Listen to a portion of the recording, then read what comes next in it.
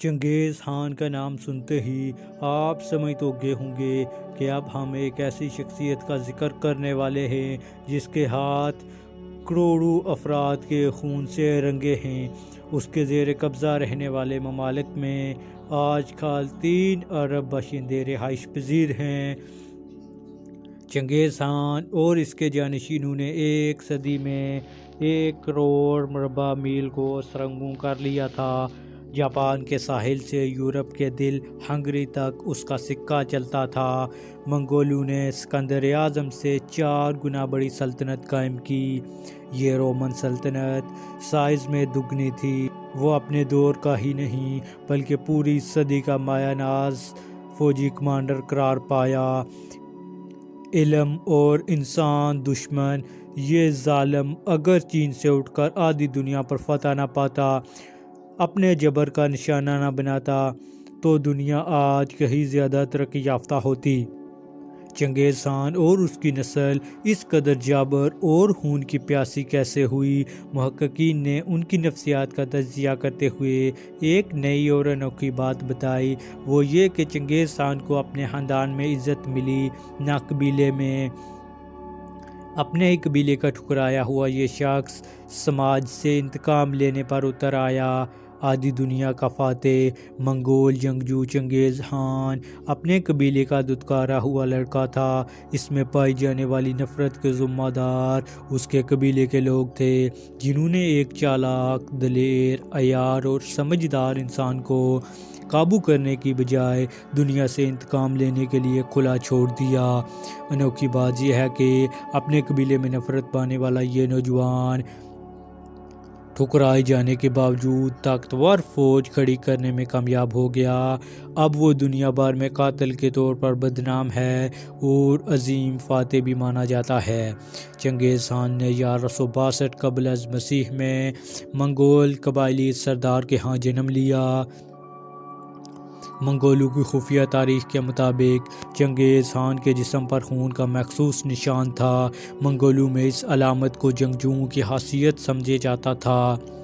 چنگیز خان 8 یا 9 برس کا تھا کہ تخت نشینی کے خونی کھیل میں اس کے باپ تموزن کو اپنے ہی قبیلے کے کسی سازشی نے زہر دے کر مار ڈالا۔ قبیلے والوں نے مقتول سردار کی بیوہ اور بیٹے کو سرداری دینے کی بجائے قبیلہ بدر کر دیا۔ وہ پسماندہ کھیتوں میں چلے گئے جہاں زندہ رہنے کے لیے بچھو، سانپ اور چوہوں کو خوراک بنانا پڑا۔ پرندوں کا کچا گوشت بھی میسر تھا۔ زندگی کی تلخ ہی نہیں، اذیت ناک بھی تھی۔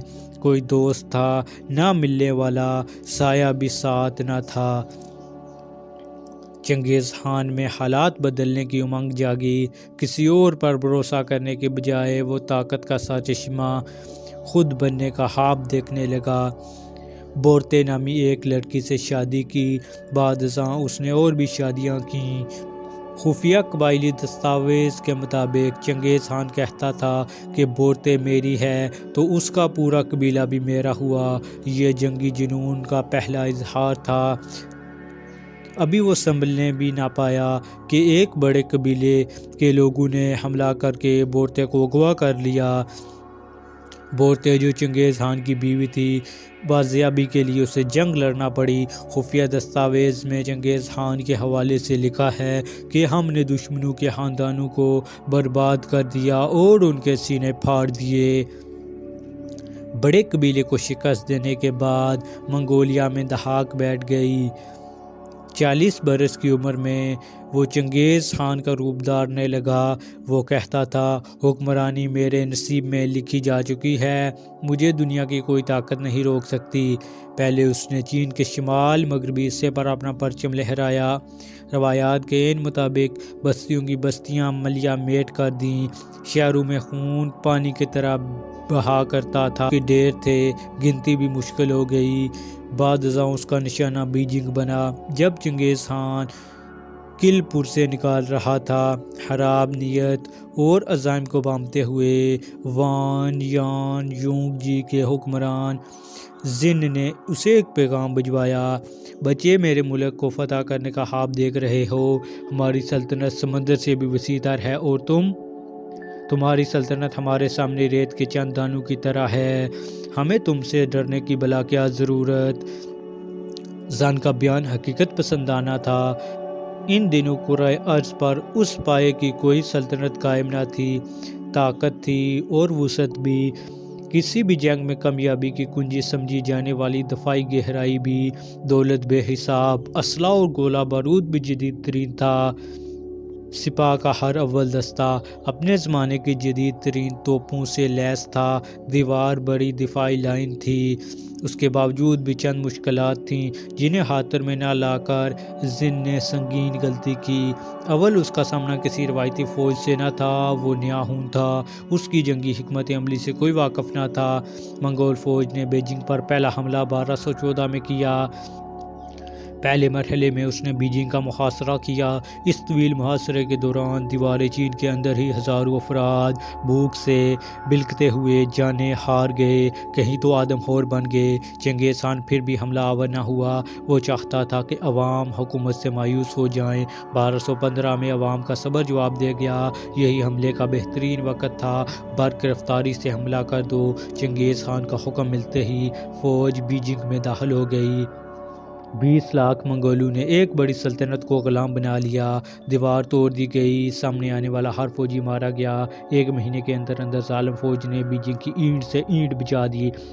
کشت و خون اور عصمت دری کے واقعات کئی ہفتے تک جاری رہے۔ محلات اور ریشم سے لدے بازار راکھ کا ڈھیر نظر آنے لگے۔ ایک مہینے بعد سفارتکاروں نے رپورٹ دی کہ بیجنگ کی سڑکوں پر انسانی چربی سے اس قدر پھسلن ہے کہ قدم اٹھانا دشوار ہو گیا۔ دشوار خود کو سمندر کے برابر، سلطنت کا والی کہنے والا شہنشاہ زن چند ہفتوں کی ماں تھا۔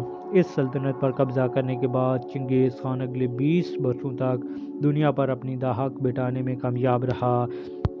تو دوستو، آپ کا اس کے متعلق کیا خیال ہے؟ اپنی رائے ضرور دیں۔ ملتے ہیں اگلی ویڈیو میں۔ ہمارے چینل یونیک علم اکیڈمی کو سبسکرائب کریں اور بیل آئیکن کو دبائیں۔ اللہ نگہبان۔